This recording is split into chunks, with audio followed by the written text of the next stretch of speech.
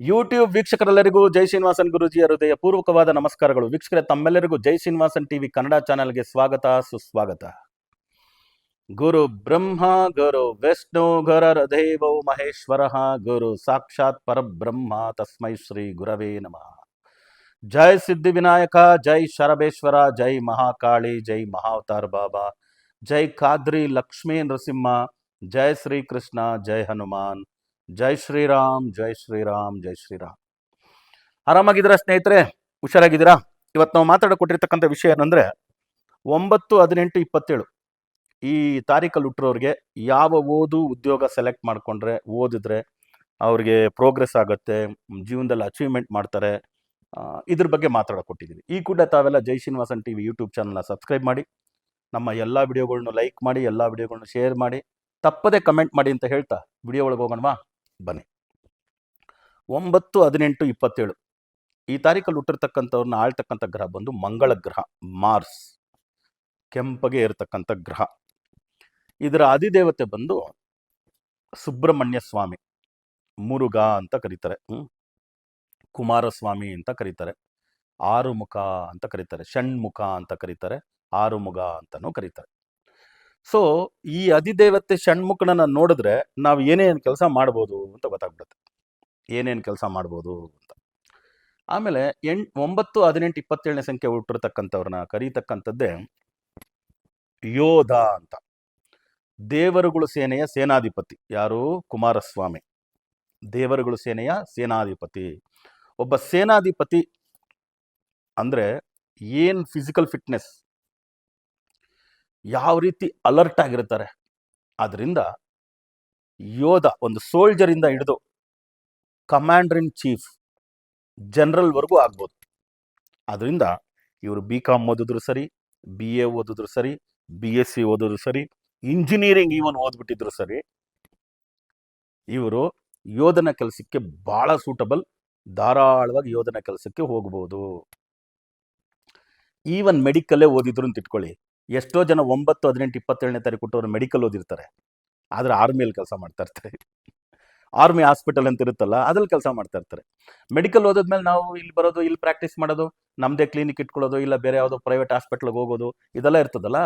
ಯಾಕಂದರೆ 9ನೇ ಸಂಖ್ಯೆ ಅಂದ್ರೇ ಸೋಲ್ಜರ್ ಅಂದ್ವಿ ನಾವು, ಯೋಧರು ಅಂದ್ವಿ. ಯೋಧರು ಇರೋದೇ ಆರ್ಮಿ ಫೀಲ್ಡಲ್ಲಿ. ಆರ್ಮಿ ಫೀಲ್ಡಲ್ಲಿ ಇರ್ತಾರೆ ಅಂದರೆ ವಾರ್ ಫೀಲ್ಡಲ್ಲಿ ಇರ್ತಾರೆ. ವಾರ್ ಫೀಲ್ಡಲ್ಲಿ ಎಷ್ಟು ರಿಸ್ಕ್ ಇರುತ್ತೆ.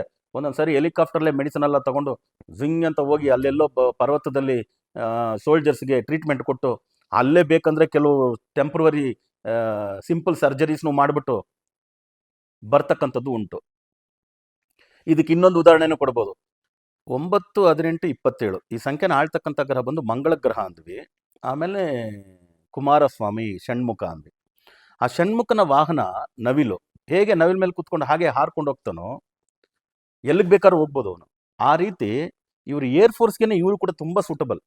ಯಾಕಂದರೆ ಹಾರ್ಕೊಂಡು ಹೋಗ್ತಕ್ಕಂಥ ವಿಷಯಗಳು. ಅದಕ್ಕೋಸ್ಕರ ಧೈರ್ಯ ಇವ್ರಿಗೆ ಜಾಸ್ತಿ ಇರೋದ್ರಿಂದ ಇವರು ಆರ್ಮಿ, ನೇವಿಗೆ ಹೋಗ್ಬೋದು.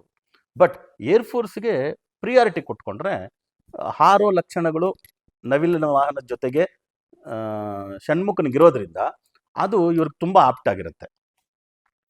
ಸೊ ಮೆಡಿಸನ್ ಓದಿದ್ರು, ಮೆಡಿಸನ್ನು ಅಷ್ಟೇ ತುಂಬ ಚೆನ್ನಾಗಿ ಮಾಡ್ಬೋದು. ಮೆಡಿಕಲ್ ಡಾಕ್ಟರ್ಸ್, ಒಳ್ಳೊಳ್ಳೆ ಡಾಕ್ಟರ್ಸ್. ಅದರಲ್ಲಿನೂ ಇವರು ಸರ್ಜರಿನ ಆರಿಸ್ಕೊಂಡ್ರೆ ಒಳ್ಳೆಯದು. ಸರ್ಜರಿ ಆರಿಸ್ಕೊಂಡ್ರೆ 9, 18, 27. ಯಾಕಂದರೆ ಸ್ವಲ್ಪ ಮಿತಭಾಷೆಗಳು ಇವರು. ಅದರಿಂದ ಸರ್ಜರಿಯಲ್ಲಿ ಏನೇನೋ ಮಾತಾಡ್ಕೊಂಡು ಕತೆ ಆಡ್ಕೊಂಡಲ್ಲ, ಇಲ್ಲ ಪಟ್ ಪಟ್ ಅಂತ ನೋಡ್ಕೋಬೇಕೆಲ್ಲ ತೆಗೆದು ಬಿಡಬೇಕು. ಆ ಥರ ಇವಾಗ ನಿಜ ಹೇಳ್ಬೇಕಾದ್ರೆ ಎಲ್ಲ ಸರ್ಜರಿನೂ ಕಾಂಪ್ಲಿಕೇಶನ್ನೇ. ನಾರ್ಮಲ್ ನಮ್ಗೆ ಅದು ಮೆಡಿಕಲ್ ಬಗ್ಗೆ ನಾವೇನಂತ ಓದ್ಕೊಂಡಿಲ್ವಲ್ಲ, ಅದ್ರ ಬಗ್ಗೆ ಸುಮ್ಮನೆ ಕೇಳಿ ತಿಳಿದಿರೋದ್ರಲ್ಲಿ. ಈ ಆರ್ಥೋಪೆಡಿಕ್ ಸರ್ಜರಿ ಅನ್ನೋವಾಗ್ಲೇ ಏನು ಕಾಲನ್ನ ಕಟ್ ಮಾಡಿ ಅಲ್ಲೊಂದು ರಾಡಿಡು, ಬೆನ್ನಿಗೇನೋ ಹಾಕು, ಈ ಥರದ್ದೆಲ್ಲ ಸ್ವಲ್ಪ ಕಾಂಪ್ಲಿಕೇಟೆಡ್ ಆಗಿರ್ತಕ್ಕಂಥದ್ದನ್ನೆಲ್ಲ ಇವರು ತುಂಬ ಧೈರ್ಯವಾಗಿರ್ತಾರೆ, ಧೈರ್ಯವಂತರಲ್ವ. ಅದರಿಂದ ಬ್ಲಡ್ ಶೆಡ್ ನಮಗೆಲ್ಲ ಸುಮ್ಮನೆ ಎಲ್ಲೋ ಒಂದು ಆಕ್ಸಿಡೆಂಟ್ ಆಗಿರ್ತದೆ, 2 ವೀಲರ್ ಕೆಳಗೆ ಬಿದ್ದಿರುತ್ತೆ, ಕಾಲು ಮುರಿದಿರುತ್ತೆ, ಸ್ವಲ್ಪ ರಕ್ತ ಬಂದರೆ ಅಪ್ಪ ಹೆಂಗೆ ನೋಡೋದು ಅಂತೀವಿ. ಆದರೆ 9, 18, 27ನೇ ತಾರೀಕು ಕೊಟ್ಟವರು ಧೈರ್ಯವಂತರು, ಬಹಳ ಧೈರ್ಯವಂತರು, ಬಹಳ ಧೈರ್ಯವಂತರು. ಆದ್ದರಿಂದ ಇವರು ಸಾಧ್ಯವಾದಷ್ಟು ಸರ್ಜರಿಗಳನ್ನ ಸೆಲೆಕ್ಟ್ ಮಾಡ್ಕೊಂಬಿಟ್ರೆ, ಅದು ಬರೀ ಆರ್ಥೋಪೆಡಿಕ್ ಸರ್ಜರಿ ಅಂತ ನಾನು ಸುಮ್ಮನೆ ಹೇಳಿದೆ ಅಷ್ಟೇ. ಯಾವುದೇ ಸರ್ಜರಿ, ಕಾಂಪ್ಲಿಕೇಟೆಡ್ ಸರ್ಜರಿ, ಸರ್ಜನ್ ಆಗೋದು ಒಳ್ಳೆ ಉತ್ತಮ. ಸರ್ಜರಿ ಮಾಡೋದ್ರಲ್ಲಿ ಇವ್ರಿಗೆ ಯಾವುದೇ ಅಡ್ಡಿ ಆತಂಕ ಇರಲ್ಲ, ಹೆಣ್ಮಕ್ಳಾಗಲಿ ಗಂಡು ಮಕ್ಕಳಾಗಲಿ. ಅದರಿಂದ ಮೆಡಿಸಿನ್ ಅಂತ ತಗೊಂಡಾಗ ಸರ್ಜರಿಗೆ ಹೋಗ್ತಕ್ಕಂಥದ್ದೇ ಉತ್ತಮ. ಸೊ ಹೈಯರ್ ಎಜುಕೇಷನ್ಸ್ ಎಲ್ಲ ಮಾಡಿಕೊಂಡು ಅದಕ್ಕೆ ಹೋಗ್ಬೋದು.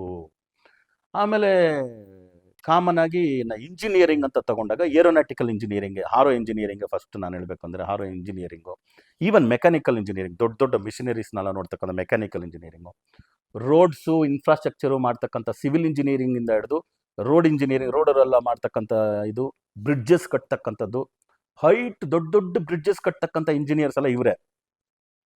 ನಮಗೆಲ್ಲ ಒಂದು 20 ಅಡಿ 30 ಅಡಿ ಯಾವುದೋ ಬಿಲ್ಡಿಂಗ್ ಮೇಲೆ ನಿಂತಿದ್ವಿ, ಹಿಂಗೆ ನೋಡಿದ್ರೆ ಭಯ ಆಗ್ಬಿಡುತ್ತೆ ನಮಗೆ. 4ನೇ ಫ್ಲೋರ್ 5ನೇ ಫ್ಲೋರ್. ಇವರು 32 ಫ್ಲೋರ್ ಕಟ್ಟತಕ್ಕಂಥ ಇಂಜಿನಿಯರಿಂಗ್ ಸ್ಟ್ರಕ್ಚರು, ಒಳ್ಳೆ ಬ್ರಿಡ್ಜು, ಹಂಗೆ ಸುರಂಗನೆಲ್ಲ ಮಾಡ್ತಕ್ಕಂಥ ಬ್ರಿಡ್ಜಸ್ ಕಟ್ತಕ್ಕಂಥ ಇಂಜಿನಿಯರ್ಸು, ಒಂದು ಬೆಟ್ಟನೇ ಕೊರೆದ್ಬಿಟ್ಟು ಅದರೊಳಗಡೆ ಟ್ರೈನ್ ಹೋಗತಕ್ಕಂಥ, ಬುಲೆಟ್ ಟ್ರೈನ್ ಹೋಗ್ತಕ್ಕಂಥ ಇಂಜಿನಿಯರಿಂಗ್ಸು, ಆ ಥರ ಹೆವಿ ಇಂಜಿನಿಯರಿಂಗ್ಸ್ನ ಓದೋದು ಕೂಡ ಇವರಿಗೆ ತುಂಬ ಸೂಟಬಲ್ ಆಗುತ್ತೆ. ಧೈರ್ಯವಂತರು ಅನ್ನೋ ಒಂದು ಕಾರಣದಿಂದ ಇದು ಇವರಿಗೆ ಹೇಳಿ ಮಾಡಿಸಿದ್ದು. ಅದೇ ರೀತಿ ಸ್ಪೋರ್ಟ್ಸಲ್ಲಿ ತಗೊಂಡ್ವಿ ಅಂದರೆ ತುಂಬ ಸಾಧನೆ ಮಾಡ್ತಕ್ಕಂಥವ್ರನ್ನ ನೋಡ್ಬೋದು ನಾವು ಸ್ಪೋರ್ಟ್ಸ್ ಆ್ಯಕ್ಟಿವಿಟಿಯಲ್ಲಿ. ಅದರಲ್ಲಿ ಕರಾಟೆ, ಬಾಕ್ಸಿಂಗು, ಇದೆಲ್ಲ ತುಂಬ ಸಾಹಸಮಯವಾದಂಥ ಕ್ರೀಡೆಗಳು. ಎಲ್ಲ ಸ್ಪೋರ್ಟ್ಸು ಒಳ್ಳೆ ಸ್ಪೋರ್ಟ್ಸೇ, ಬಟ್ ಸಾಹಸಮಯವಾದಂಥ ಕ್ರೀಡೆಗಳಿಗೆ. ಅದೇ ರೀತಿ ಏಜೆಂಟ್ಸ್ ಅಂತಾರೆ. ನೀವು ಯೋಧರು ಪರವಾಗಿಲ್ಲ, ಯೋಧರಿಗೆಲ್ಲ ಯೂನಿಫಾರ್ಮ್ ಇದೆ, ನಮ್ಮ ದೇಶದಲ್ಲೇ ಇರ್ತಾರೆ, ಒಬ್ಬರೇ ಇದ್ರೆ ಒಂದೊಂದು ಬೆಟಾಲಿಯನ್ ಇರ್ತಾರೆ. ಈ ಏಜೆಂಟ್ಸ್ ಅಂದರೆ ಹಂಗಲ್ಲ. ಅವ್ರಿಗೆ ಸೋಲ್ಜರ್ ಅಂತಲೇ ಹೇಳೋಕ್ಕಾಗಲ್ಲ ಅವ್ರನ್ನ. ಈ ಪಾಸ್ಪೋರ್ಟ್ ಇತ್ತು, ಇಲ್ಲಾಂದರೆ ಡೂಪ್ಲಿಕೇಟ್ ಪಾಸ್ಪೋರ್ಟ್ ಮಾಡ್ಕೊಂಡು ಬೇರೆ ದೇಶಕ್ಕೆ ಹೋಗೋದು. ಆ ದೇಶದಲ್ಲಿ ಏನಿದೆಯೋ ನೋಡು, ಅಲ್ಲಿ ನಮ್ಮ ದೇಶಕ್ಕೆ ಯಾರು ಹಾನಿ ಮಾಡ್ತಾರೋ ಅವ್ರು ನೋಡಿದ್ಬಿಟ್ಟು ಇಲ್ಲಿಗೆ ಬರೋವಾಗ ಏನಾದರೂ ಸಿಕ್ಕಾಕೊಂಡ್ರು ಅಂದರೆ ನಮ್ಮ ದೇಶದವ್ರು ಅಂತ ಹೇಳಂಗೇ ಇಲ್ಲ, ಭಾರತ ದೇಶದವ್ರು ಅಂತ ನಾನು ಹೇಳಂಗೇ ಇಲ್ಲ, ಮುಗಿದ ಕತೆ ಅಲ್ಲಿಗೆ. ಆ ಥರ ರಿಸ್ಕಿ ಜಾಬ್ ಏಜೆಂಟ್ ಅಂದರೆ ದಟ್ ಈಸ್ ಅಲ್ಟಿಮೇಟ್. ಅಂದರೆ ಆ ದೇಶಭಕ್ತಿನೂ ಅವ್ರಿಗೆ ಹಂಗಿರುತ್ತೆ, ದೇಶಕ್ಕೋಸ್ಕರ ಅಷ್ಟೇ ಮುಡಿಪು ಅವ್ರಿಗೆ. ಫ್ಯಾಮಿಲಿ ನಾರ್ಮಲಿ ಅವರು ಮ್ಯಾರೇಜಿನ ತಳ್ಳೆ ಇಟ್ಟಿರ್ತಾರೆ, ಮದುವೆ ಮಾಡಿಕೊಂಡು ಮಕ್ಕಳನ್ನ ಇಟ್ಕೊಂಡಿರೋರೆಲ್ಲ ಹೋಗ್ಬೇಕಂದ್ರೆ ಭಾರಿ ಕಷ್ಟ. ಮನೆಯವ್ರಿಗೆ ಗೊತ್ತಿರಲ್ಲ ಅವ್ರು ಏಜೆಂಟ್ ಅಂತ. ಹಂಗಿದ್ರು ಏಜೆಂಟ್ ಗೊತ್ತಿಲ್ಲ, ಯಾವ ಊರಲ್ಲಿದ್ದಾರೆ, ಯಾವ ದೇಶದಲ್ಲಿದೆ ಅಂತ ಗೊತ್ತಾಗಲ್ಲ. ಆ ಥರ ಒಂದು ಏಜೆಂಟ್ ಆಗ್ತಕ್ಕಂಥದ್ದು ಕೂಡ 9, 18, 27ನೇ ತಾರೀಕು ಕೊಟ್ಟರೋರಿಗೆ ಆಗುತ್ತೆ. ನಾರ್ಮಲ್ ಸಿಂಪಲ್ ಒಂದು ಸೋಲ್ಜರಿಂದ ಹಿಡಿದು ಅಲ್ಲಿವರೆಗೂ ಒಳ್ಳೆ ಪೊಲಿಟಿಷಿಯನ್ಸು ಆಗ್ಬೋದು, ಜೋರಾಗಿ ಜಬರ್ದಸ್ತಾಗಿ ಮಾತಾಡ್ತಕ್ಕಂಥ ಪೊಲಿಟಿಷಿಯನ್. ಯಾಕಂದರೆ ಔಟ್ಸ್ಪೋಕನ್ ಜಾಸ್ತಿ, ಬೋಲ್ಡ್ ಪೀಪಲ್, ಬ್ರೇವ್ ಪೀಪಲ್, ಒಳ್ಳೆ ಪೊಲಿಟಿಷಿಯನ್ ಆಗ್ಬೋದು. ಸಾಧ್ಯವಾದಷ್ಟು ಇವರು ಹಾಸ್ಪಿಟಾಲಿಟಿ ಇಂಡಸ್ಟ್ರಿನ ಅವಾಯ್ಡ್ ಮಾಡಿದ್ರೆ ಒಳ್ಳೆಯದು. ಒಳ್ಳೆ ಕುಕ್ ಆಗ್ಬೋದು, ಆಗಲ್ಲ ಅಂತಿಲ್ಲ. ಅದು ನಾನ್ ವೆಜಿಟೇರಿಯನಲ್ಲಿ, ಸೀ ಫುಡ್ಡಲ್ಲಿ ಇವ್ರನ್ನ ಮೀರಿಸೋರು ಯಾರೂ ಇಲ್ಲ. ಯಾಕಂದರೆ ಕಾಮನಾಗಿ 9, 18, 27ನೇ ತಾರೀಕು ಕೊಟ್ಟವರು ನಾನ್ ವೆಜಿಟೇರಿಯನ್ನ ತುಂಬ ಇಷ್ಟಪಡ್ತಾರೆ. ನಾನ್ ವೆಜಿಟೇರಿಯನ್ ಫ್ಯಾಮಿಲಿಯಲ್ಲಿ ಹುಟ್ಟಲಿಲ್ಲ ಅಂದರೂ ಕೂಡ ನಾನ್ ವೆಜ್ನ ಸ್ವಲ್ಪ ಇಷ್ಟಪಡೋರಾಗಿರ್ತಾರೆ. ಆದರೂ ಹಾಸ್ಪಿಟಾಲಿಟಿ ಇಂಡಸ್ಟ್ರಿ ಇವರಿಗೆ ಸ್ವಲ್ಪ ಬರೋಲ್ಲ. ಅದರಿಂದ ಹಾಸ್ಪಿಟಾಲಿಟಿ ಇಂಡಸ್ಟ್ರಿನ ಸ್ವಲ್ಪ ಇವರು ದೂರ ಇಟ್ಕೊಳ್ಳೋದು ಉತ್ತಮ. ಬೇಕಂದರೆ ಮೀಟು, ಫಿಶ್ಶು, ಇವೆಲ್ಲ ಸೀ ಫುಡ್, ಇದೆಲ್ಲ ಏನೇನು ಬರುತ್ತೋ ಅದನ್ನೆಲ್ಲ ಎಕ್ಸ್ಪೋರ್ಟು ಇಂಪೋರ್ಟ್ ಮಾಡ್ತಕ್ಕಂಥ ಬಿಸ್ನೆಸ್ಗೆ ಹೋಗ್ಬೋದು. MBA ಮಾಡಿಕೊಂಡು ಬಿಸ್ನೆಸ್ ಕಡೆಗೆ ಹೋಗ್ಬೋದು. ಫಿನಾನ್ಸ್ ಅದೆಲ್ಲ ಮಾಡೋದು ಬೇಕಾಗಿಲ್ಲ. ಇವರು ಏನಿದ್ರು ಬಿಸ್ನೆಸ್ ಕಲಿಬೋದು. ಬಿಸ್ನೆಸ್ನ ಇವರು ಅದೇ ನ್ಯಾಯವಾಗಿ ಹೇಳಬೇಕು ಅಂತ ಹೇಳಿದ್ರೆ, ಅಕಾಡೆಮಿಕ್ ಎಜುಕೇಷನ್ ಮಾಡ್ಕೊಂಡು ಬಂದುಬಿಟ್ರೆ ಬಿಸ್ನೆಸ್ ಮಾಡ್ಕೊಂಡು ಹೋಗ್ಬೋದು. ಇಲ್ಲ ಸ್ಕೂಲ್ ಡ್ರಾಪ್ಔಟ್ ಅಂದರೆ ಇವ್ರು ಸ್ವಂತ ಬಿಸ್ನೆಸ್ಗೆ ಲಾಯಕು. ಯಾಕೆಂದರೆ ಇವ್ರಿಗೆ ಬರೋ ಕೋಪ, ಇವ್ರಿಗೆ ಬರೋ ಸಿಟ್ಟು, ನೇರವಾಗಿ ಮಾತಾಡೋದು, ಇದೆಲ್ಲ ಇನ್ನೊಬ್ರ ಹತ್ರ ಕೆಲಸ ಮಾಡುವಾಗ ಅದು ಸಾಧ್ಯವೇ ಇಲ್ಲ. ಪೇಷನ್ಸ್ ಕಳ್ಕೊಂಡ್ಬಿಡ್ತಾರೆ. ಆದ್ದರಿಂದ ಸಾಧ್ಯವಾದಷ್ಟು ಓನ್ ಬಿಸ್ನೆಸ್ ಬೆಟರ್. ಲಾಜಿಸ್ಟಿಕ್ಸು, ಟ್ರಾನ್ಸ್ಪೋರ್ಟ್ಸು, ಲಾರಿಗಳು ಓಡಿಸೋದು, 20 tyre lorry, 50 tyre lorry, long truck, ಇದೆಲ್ಲ ಓಡಿಸ್ತಕ್ಕಂಥವ್ರು. ಅದನ್ನೇ ಫಸ್ಟ್ ಓಡಿಸೋದಕ್ಕೆ ಸ್ಟಾರ್ಟ್ ಮಾಡಿ ಆಮೇಲೆ ಇವರೇ 10 ಟ್ರಕ್ ಇಟ್ಕೊಂಡಿರ್ತಾರೆ. ಈ ಥರದ್ದು. ಸೊ ಲಾಜಿಸ್ಟಿಕ್ಸು, ಟ್ರಾನ್ಸ್ಪೋರ್ಟ್ಸು ಕೂಡ ಇವ್ರಿಗೆ ತುಂಬ ಭಾರಿ ಚೆನ್ನಾಗಾಗುತ್ತೆ. ಹೆವಿ ವೆಹಿಕಲ್ಸ್ ಓಡಿಸ್ತಕ್ಕಂಥವ್ರು ಇವರೇ. ಅದರಿಂದ ಒಳ್ಳೆ ಡ್ರೈವರ್ಸ್ ಅನ್ಬೋದು ಇವ್ರನ್ನ. ಒಳ್ಳೆ ಪೈಲಟ್ಸು, ಒಳ್ಳೆ ಚಾಪರ್, ಒಳ್ಳೆ ಬೋಯಿಂಗ್ ವಿಮಾನ ಓಡಿಸೋರು, ಈವನ್ ರಾಕೆಟ್ಟು, ಮಿಗ್ ವಿಮಾನ ಓಡಿಸೋರು. ರಾಕೆಟ್ಟು, ಮಿಗ್ ವಿಮಾನ ಓಡಿಸೋದೆಲ್ಲ ಭಾರಿ ಕಷ್ಟ ಇದೆ, ಅದಕ್ಕೆ ಸ್ಪೆಷಲ್ ಟ್ರೈನಿಂಗ್. ಆಮೇಲೆ ಈವನ್ ಚಾಪರ್ಸು, ಹೆಲಿಕಾಪ್ಟರ್ಸು, ಆಮೇಲೆ ಹೆವಿ ವೆಹಿಕಲ್ಸು, 20 ವೀಲರ್ಸು, 30 ವೀಲರ್ಸ್ ಎಲ್ಲ, ಮಿಲಿಟರಿ ವೆಹಿಕಲ್ಸ್ ಎಲ್ಲ ಬರುತ್ತಲ್ಲ, ಅದು ಓಡಿಸ್ತಕ್ಕಂಥವ್ರೆಲ್ಲ ಇವರಾಗೇ ಇರ್ತಾರೆ. ನಾರ್ಮಲ್ 4 ವೀಲರ್ಸಿಂದ ಹಿಡಿದು ಆ ವೀಲರ್ಸ್ವರೆಗೂ ಓಡಿಸ್ತಕ್ಕಂಥ ಧೈರ್ಯ ಜಾಸ್ತಿ ಇರ್ತದೆ ಇವರಿಗೆ. ಅದರಿಂದ ಆ ರೀತಿ ಓದು, ಅದಕ್ಕೆ ಸಂಬಂಧವಾದ ಉದ್ಯೋಗ. ಸೊ ಈವನ್ ಸಬ್ಮೆರಿನ್ ಕೂಡ ಮಾಡ್ಬೋದು. ಇವಾಗ ಹಡಗಿಗಿಂತ ಸಬ್ಮೆರಿನ್ ರಿಲೇಟೆಡ್ ಏನಾದರೂ ಓದಿದ್ರೆ, ಸಬ್ಮೆರಿನ್ ಇಂಜಿನಿಯರಿಂಗ್ ಎಲ್ಲ ಓದಿದ್ರೆ, ಸಬ್ಮೆರಿನ್ ನೀರಲ್ಲಿ ಮುಳ್ಕೊಂಡು ಹೋಗ್ಬಿಡ್ತಾರೆ. 1 ತಿಂಗಳವರೆಗೂ ನೀರು ಒಳಗಡೆ ಸಮುದ್ರದಲ್ಲೇ ಇರ್ತಾರೆ, ಆಮೇಲೆ ಸಮುದ್ರದಾಗ ಬಿಟ್ಟು ಬರ್ತಾರೆ. ಸೊ ಆ ಥರ ಇಂಜಿನಿಯರಿಂಗ್ಸ್ ಕೂಡ ಓದ್ಬೋದು. ಮೆಡಿಸಿನ್ಗೂ ಹೇಳಿದ್ದೀನಲ್ಲ ನಾನು, ಮೆಡಿಸಿನ್ ಮಾಡಿದ್ರು ಕೂಡ ಸರ್ಜರಿ ಕಡೆಗೆ ಹೋಗ್ಬೋದು. ಆರ್ಮಿಯಲ್ಲಿ ಅವೆಲ್ಲ ಹೋಗಿ ಸರ್ವ್ ಮಾಡ್ತಕ್ಕಂಥವ್ರು ನಾವು ನೋಡ್ಬೋದು. ಪೊಲೀಸ್ ಉದ್ಯೋಗಕ್ಕೆ ಹೇಳಿ ಮಾಡಿಸಿದವರು, IAS IPSಗೆ ಹೇಳಿ ಮಾಡಿಸಿದವರು ಇವರು. ಅದರಲ್ಲಿ IPSಗೆ ಯೂನಿಫಾರ್ಮ್ ಹಾಕ್ತಕ್ಕಂಥ ಉದ್ಯೋಗದಲ್ಲಿ ಇವರಷ್ಟು ರಾರಾಜಿಸ್ತಕ್ಕಂಥವ್ರು ಯಾರೂ ಇಲ್ಲ. ಯಾಕಂದ್ರೆ ಇವ್ರಿಗಿರೋ ಬೋಲ್ಡ್ನೆಸ್ಗೆ, ಇವ್ರಿಗಿರೋ ಬ್ರೇವ್ನೆಸ್ಗೆ IPS ಇದೆಯಲ್ಲ, ಇಂಡಿಯನ್ ಪೊಲೀಸ್ ಸರ್ವಿಸ್, ಅದು ಸೂಪರ್. IAS ಆಗಲ್ಲ ಅಂತಿಲ್ಲ, IAS ಆಗುತ್ತೆ. IAS ಅಲ್ಲಿ ಕೆಲವೊಮ್ಮೆ ಸ್ಮಾರ್ಟಾಗಿ ಮಾತಾಡಬೇಕಾಗತ್ತೆ, ರಫ್ ಅಂಡ್ ಟಫ್ಗೆಲ್ಲ ಕೆಲವು ಜಾಗದಲ್ಲಿ ಆಸ್ಪದ ಇರಲ್ಲ. ಇಲ್ಲಂಗಲ್ಲ ಎಲ್ಲ ಏಕ್ಮಾರ್ ದೋತು ಕೂಡ ಆ ಥರ. IPSಗೆ ಹೇಳಿ ಮಾಡಿಸಿದಂಥವ್ರು 9, 18, 27ನೇ ತಾರೀಕು ಕೊಟ್ಟವರು. ಅವರು IPS ಅಂತ ನಾನು ಟಾಪ್ ಮೋಸ್ಟ್ ಹೇಳಿದೆ. ಅದಕ್ಕೋಸ್ಕರ ಕಾನ್ಸ್ಟೇಬಲ್ನಿಂದ ಸಬ್ ಇನ್ಸ್ಪೆಕ್ಟರ್ ಆಗಬಾರ್ದು ಅಂತ ಏನಿಲ್ಲ. ಸಬ್ ಇನ್ಸ್ಪೆಕ್ಟರಿಂದ ಪ್ರಮೋಷನ್ ತಗೊಂಡು ಇನ್ಸ್ಪೆಕ್ಟರ್ ಆಗೋದು, ಸರ್ಕಲ್ ಇನ್ಸ್ಪೆಕ್ಟರ್ ಆಗೋದು, ಇವೆಲ್ಲ ಪೊಲೀಸ್ ಉದ್ಯೋಗಕ್ಕೆ ಹೇಳಿ ಮಾಡಿಸಿದ್ದು. ಇದು ರಾಜ್ಯದಲ್ಲಿ. ಇನ್ನು ಆರ್ಮಿ, ನೇವಿ ಇವೆರಡರ ಬಗ್ಗೆನೂ ನಾನು ಮಾತಾಡಿದ್ದೀನಿ. ಸ್ಪೋರ್ಟ್ಸ್ ಆಕ್ಟಿವಿಟಿ ಬಗ್ಗೆ ಮಾತಾಡಿದ್ದೀನಿ. ಬೇರೆ ಏನಾದರೂ ಬಿಟ್ಟಿದ್ದೀವಾ? ಸಿನಿಮಾ ಸೆಕೆಂಡ್ ಪ್ರಿಯಾರಿಟಿನೇ. ನಾನು ಹೇಳಿದ್ದೀನಲ್ಲ, ಸಿನಿಮಾ ಇವ್ರಿಗೆ ಸೆಕೆಂಡ್ ಪ್ರಿಯಾರಿಟಿ. ಇವ್ರಿಗಿರೋ ಬ್ರೇವ್ನೆಸ್ಗೆ, ಬೋಲ್ಡ್ನೆಸ್ಗೆ ಅದಕ್ಕೆ ತಕ್ಕಂಗೆ ಯಾರಾದರೂ ಡೈರೆಕ್ಟರ್ ಸಿಕ್ಕಿದ್ರೆ ಇವರು ಸೂಪರ್ಬ್ ಆಗಿ ಆ ಸಬ್ಜೆಕ್ಟ್ನೇ ತಗೊಂಡು ಹೋಗ್ಬೋದು. ಇಲ್ಲಾಂದರೆ ಭಾರಿ ಫ್ಲೆಕ್ಸಿಬಲ್ ಅಲ್ಲ, ನಾನು ಹಿಂಗೆ ಮಾಡೋದು ಹಂಗೆ ಮಾಡೋದು ಅಂತೆಲ್ಲ ಇರೋದ್ರಿಂದ ಹೀರೋ ಆಗಿ ಶೈನ್ ಆಗಬೇಕು ಅಂದರೆ ಸ್ವಲ್ಪ ಸ್ಟ್ರಗಲ್ ಮಾಡಿನೇ ಹೀರೋ ಆಗಿ ಶೈನ್ ಆಗಬೇಕಾಗುತ್ತೆ. ಸೆಕೆಂಡ್ ಪ್ರಿಯಾರಿಟಿನೇ. ನಾನು ಹೇಳಿದ್ನಲ್ಲ, ಅದೆಲ್ಲ ಎಂಟರ್ಟೈನ್ಮೆಂಟ್ ಆ್ಯಂಡ್ ಹಾಸ್ಪಿಟಾಲಿಟಿ ಇಂಡಸ್ಟ್ರಿ, ಇವ್ರಿಗಿರ್ತಕ್ಕಂಥ ಸ್ಟ್ರಿಕ್ಟ್ನೆಸ್ಗೆ ಅದು ಸ್ವಲ್ಪ ಇವ್ರಿಗೆ ಕೊಡ್ಬೋದು ಸೆಕೆಂಡ್ ಪ್ರಿಯಾರಿಟಿ. ಅದಕ್ಕೋಸ್ಕರ ಹೋಗ್ಬಾರ್ದು ಅಂತಿಲ್ಲ, ಸೆಕೆಂಡ್ ಪ್ರಿಯಾರಿಟಿ. ಅದಕ್ಕೆ ಭಾಳ ಜನ ಉದಾಹರಣೆ ಕೊಟ್ಟಿದ್ದೀನಿ ನಾನು. ನಮ್ಮ ಹಿಂದಿನ ವಿಡಿಯೋಗಳು ನೀವು ನೋಡಿದ್ರಿ ಅಂದರೆ, ವರ್ಷ ಭವಿಷ್ಯದ ವಿಡಿಯೋಗಳಲ್ಲಿ ಕ್ಯಾರೆಕ್ಟರ್ ಮ್ಯಾನರಿಸಮ್ ಹೇಗಿರುತ್ತೆ ಅನ್ನೋದ್ರಲ್ಲಿ ನಾವು ಅದನ್ನು ಹೇಳಿದ್ದೀವಿ. ಸೊ ನೀವು ನಮ್ಮ ವಿಡಿಯೋಗಳನ್ನ, ವರ್ಷ ಭವಿಷ್ಯದ್ದು ವಿಡಿಯೋ, ಕ್ಯಾರೆಕ್ಟರ್ ಮ್ಯಾನರಿಸಮ್ ವಿಡಿಯೋ, ನಿಮ್ಮ ನಂಬರ್ದು ನೋಡ್ಕೋಬೇಕು.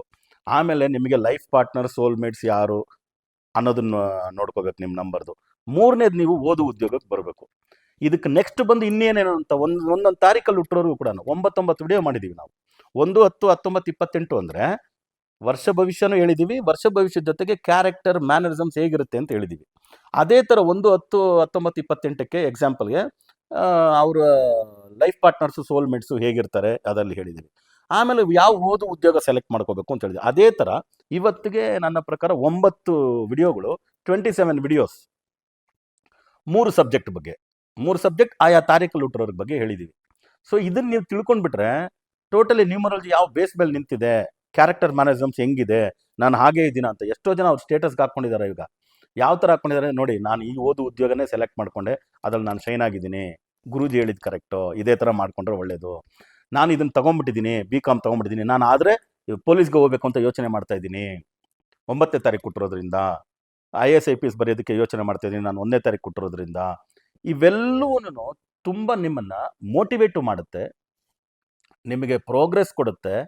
ನಿಮಗೆ ನಿಮ್ಮ ಪೊಟೆನ್ಷಿಯಲ್ ಏನು ಅಂತ ಗೊತ್ತಾದರೆ, ನಿಮ್ಮ ಶಕ್ತಿ ಏನು ಅಂತ ಗೊತ್ತಾದರೆ, ನಾನು ಆವಾಗವಾಗ ಹೇಳ್ತಿರ್ತೀನಲ್ಲ, ಹೂ ಆಮ್ ಐ, ನಾನು ಯಾರು ಅಂತ ನಾನು ತಿಳ್ಕೊಂಬಿಟ್ರೆ ನನ್ನ ಕೆಲಸ ಸರಾಗವಾಗಿ ಹೋಗ್ಬಿಡುತ್ತೆ. ಇದಕ್ಕೆ ಮೂರನೇ ಮನುಷ್ಯ ಬಂದು ನಮಗೇನೋ ಹೇಳ್ಕೊಡ್ಬೇಕು ಅಂತ ಬಂದಾಗ ಭಾರಿ ಕಷ್ಟ. ನಾವು ಅದಕ್ಕೋಸ್ಕರ ಒಂದು ಒಳ್ಳೆ ಆಸ್ಟ್ರಾಲಜರ್ನ, ಒಂದು ಒಳ್ಳೆ ನ್ಯೂಮರಾಲಜಿಸ್ಟ್ನ, ಒಂದು ಒಳ್ಳೆ ವಾಸ್ತುಸ್ನ ನಾವು ಭೇಟಿ ಮಾಡಿ ಅವ್ರ ಹತ್ರ ಕೆಲವು ಟ್ರೇಡ್ ಆದರೂ ತಿಳ್ಕೊಬೇಕಲ್ಲ. ಇದು ಟ್ರೇಡ್, ನಾನು ಇವಾಗ ಹೇಳ್ಕೊಡ್ತಿರೋದು ಟ್ರೇಡ್ ಸೀಕ್ರೆಟ್ ಅವ್ರ ಹತ್ರ ಇರ್ತದೆ. ಆ ಟ್ರೇಡ್ ಸೀಕ್ರೆಟ್ನ ಇಟ್ಕೊಂಡು ನಾವು ಇನ್ನು ಸ್ವಲ್ಪ ನಮ್ಮ ಲೈಫ್ನ ಸೂಪರ್ಫೈನ್ ಮಾಡ್ಕೋಬೋದು ಅಲ್ವಾ.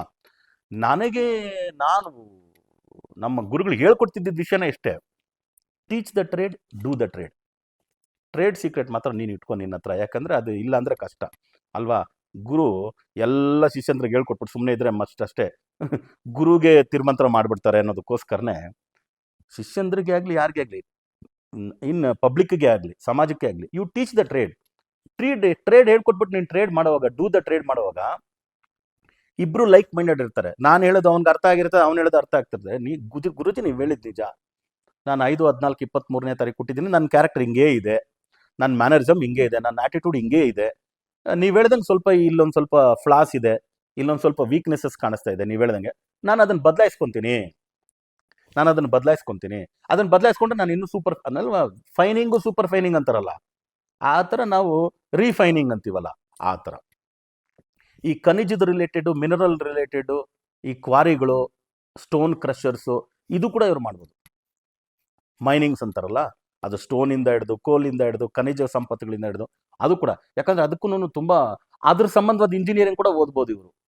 ಇಲ್ಲ ಅಂದರೂ ಕೂಡ ಭಾಳ ಜನ ಮೈನಿಂಗ್ನಲ್ಲಿ ಹೆಸರು ಮಾಡೋದು ಉಂಟು. ನಾನು ಹೇಳಿದ್ನಲ್ಲ, SLC PUC ಡ್ರಾಪ್ ಔಟ್ ಆದವ್ರು ಎಷ್ಟು ಜನ ಎಜುಕೇಷನ್ ಇಲ್ಲ ಅನ್ನೋದು ಒಂದೇ ಒಂದು ಬಿಟ್ಟರೆ ಎಕ್ಸ್ಪೀರಿಯನ್ಸ್ ಇಟ್ಕೊಂಡು ಏನೇನೋ ಸಾಧನೆ ಮಾಡಿದವರು ಉಂಟು. ಅದರಿಂದ 9, 18, 27ನೇ ಸಂಖ್ಯೆಯಲ್ಲಿ ಹುಟ್ಟಿರ್ತಕ್ಕಂಥವ್ರಿಗೆ ಈ ರೀತಿ ಭಾಳ ಒಳ್ಳೆಯದಾಗ್ತಕ್ಕಂಥ ಯೋಗಗಳು ಉಂಟು. ಅದನ್ನು ಅವ್ರ ಜೀವನದಲ್ಲಿ ಅಳವಡಿಸ್ಕೊಂಡ್ರೆ ಚೆನ್ನಾಗಿರುತ್ತೆ. ಅದರಿಂದ ನಮ್ಮ ವಿಡಿಯೋಗಳು ಮಾತ್ರ ನೀವು ಕಂಟಿನ್ಯೂಸ್ ಆಗಿ ಅದನ್ನ ಇಟ್ಕೊಂಡು ವಿಡಿಯೋ ನೋಡಿದ್ರಿ ಅಂದರೆ ನೀವೇ ಎಷ್ಟು ಶೇರ್ಸ್ ಅದನ್ನು ಮಾಡ್ಬೋದು ಅಂದರೆ ಇಟ್ಸ್ ಸೋ ಇಂಪ್ರೆಸಿವ್. ನೀವು ಹಂಗೆ ಅಲ್ಲಿ ರಿಫ್ಲೆಕ್ಟ್ ಕೂತ್ಕೊಂಡು ನೀವೇ ಏನೋ ಅದು ಅಂತ ಅನ್ನೋ ಅಷ್ಟು ಎತ್ತರಕ್ಕೆ ಅದು ಹೋಗುತ್ತೆ. ನನ್ನ ಕೈಯಲ್ಲಿ ಆದಷ್ಟು ಏನೋ ಒಂದು 20 ನಿಮಿಷಕ್ಕೆ, 15 ನಿಮಿಷಕ್ಕೆ, 30 ನಿಮಿಷಕ್ಕೆ ವಿಡಿಯೋಗಳನ್ನ ಮಾಡಿದ್ದೀನಿ. ಇದನ್ನು ನನ್ನ ಪುಸ್ತಕಗಳಲ್ಲಂತೂ 4 ಪುಸ್ತಕಗಳು ಇದ್ರ ಬಗ್ಗೆ ಇನ್ ಡೀಟೇಲ್ ಬರೆದಿದ್ದೀನಿ. ಸಂಖ್ಯಾಶಾಸ್ತ್ರ, ವಾಸ್ತುಶಾಸ್ತ್ರ, ಜ್ಯೋತಿಷ್ಶಾಸ್ತ್ರ, ಈವನ್ ಪಾಮಿಸ್ಟ್ರಿ, ಟಾರೆಟ್ ಪಿಕ್ಚರ್ಸು ಅದನ್ನೆಲ್ಲ ಹಾಕಿ ಬರೆದಿದ್ದೀವಿ. ನೆಕ್ಸ್ಟ್ ಈ ಟಾರೆಟ್ ಪಿಕ್ಚರ್ನ ಇಟ್ಟು ಕೂಡ ನಿಮಗೆ ಕೆಲವು ಡೀಟೇಲ್ಸ್ನ ಕೊಡ್ತೀನಿ ನೆಕ್ಸ್ಟ್ ನಾನು ಕೊಡೋವಾಗ, ಸರಿನಾ? ಸೊ 9, 18, 27ನೇ ಸಂಖ್ಯೆಯಲ್ಲಿ ಹುಟ್ಟೋರು ಲೈಫ್ ಟೈಮ್ಗೆ ಚೆನ್ನಾಗಿರೋದಕ್ಕೆ ಏನು ಮಾಡಬೇಕು ಅಂದರೆ, ನೀವೊಂದು ಕೆಂಪು ಕಲರ್ ದಾರ ತಗೊಳ್ಳಿ. ಕೆಂಪು ಕಲರ್ ದಾರ ತೊಗೊಂಡು ಅದಕ್ಕೆ 51 ಗಂಟೆಗಳು ಹಾಕಿ ಮಂಗಳವಾರದ ದಿನ ಸುಬ್ರಹ್ಮಣ್ಯ ಸ್ವಾಮಿ ಷಣ್ಮುಖನ ದೇವಸ್ಥಾನದಲ್ಲಿ ಇಟ್ಟು ಪೂಜೆ ಮಾಡಿ, ಬಲಗೈಗೆ ಗಂಡು ಮಕ್ಕಳು, ಎಡಗೈಗೆ ಹೆಣ್ಣು ಮಕ್ಕಳು ಕಟ್ಕೊಳ್ಳಿ. ಒಂದು 48 ದಿನ ಅದಿರಲಿ. 48 ದಿನ ಆದಮೇಲೆ ಅದನ್ನು ತೆಗೆದುಬಿಟ್ಟು ದೃಷ್ಟಿ ಥರ ಇಳೆ ಥರ ತೆಗೆದುಬಿಟ್ಟು ಎಲ್ಲಾದರೂ ಬಿಸಾಡಿ ಒಂದು ಹೊಸದನ್ನು ಕಟ್ಕೊಳ್ಳಿ. ಇದನ್ನು ನೀವು ಪ್ರತಿನಿತ್ಯ ಪ್ರತಿ ತಿಂಗಳು 48 ದಿನಕ್ಕೆ ಒಂದ್ಸತಿ ಮಾಡ್ಕೊಂಡು ಬಂದ್ರಿ ಅಂದರೆ ನಿಮ್ಮ ಜೀವನದಲ್ಲಿ ಬರ್ತಕ್ಕಂಥ ಎಲ್ಲ ಸಮಸ್ಯೆಗಳಿಂದ ನೀವು ಮುಕ್ತಿ ಪಡ್ಕೊತೀರ. ತುಂಬ ಚೆನ್ನಾಗಿರ್ತೀರ. ನೀವು ಚೆನ್ನಾಗಿರಲಿ, ನಿಮ್ಮ ಕುಟುಂಬನೂ ಚೆನ್ನಾಗಿರಲಿ ಅಂತ ನಾವು ಸಿದ್ಧಿವಿನಾಯಕ ಶರಬೇಶ್ವರ ಸ್ವಾಮಿಯಲ್ಲಿ ಬೇಡ್ಕೊಳ್ತಾ ಮತ್ತೆ ಹೊಸ ವಿಡಿಯೋಗಳೊಂದಿಗೆ ತಮ್ಮನ್ನು ಭೇಟಿ ಮಾಡ್ತೀನಿ. ಅಲ್ಲಿವರೆಗೂ ಆರಾಮಾಗಿರಿ, ಹುಷಾರಾಗಿರಿ ಅಂತ ಹೇಳ್ತಾ ತಮ್ಮಿಂದ ಬಿಡುಗಡೆ ತಗೊಳ್ತಿರೋದು ತಮ್ಮೆಲ್ಲರ ಜಯ ಶ್ರೀನಿವಾಸನ್ ಗುರುಜಿ. ಲೋಕ ಸಮಸ್ತ ಸುಖಿನೋ ಭವಂತು, ಸರ್ವೇ ಜನ ಸುಖಿನೋ ಭವಂತು, ವಸುದೈವ ಕುಟುಂಬಕಂ.